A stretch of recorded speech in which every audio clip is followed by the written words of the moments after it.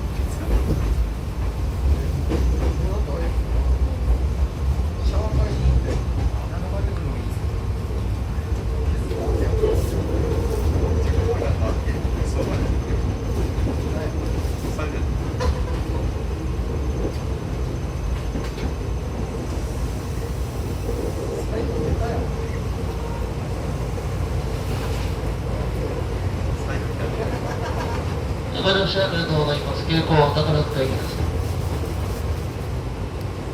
次は重曹です。重曹の次は豊中に停まります。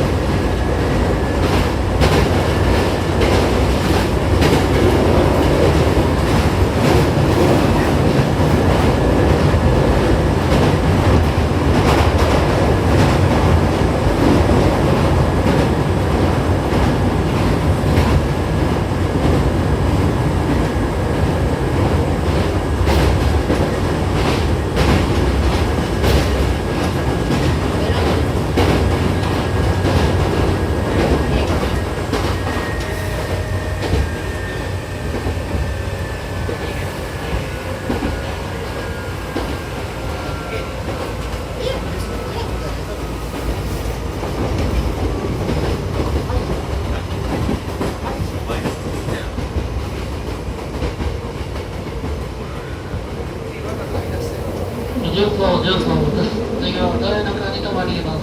出口は左側です。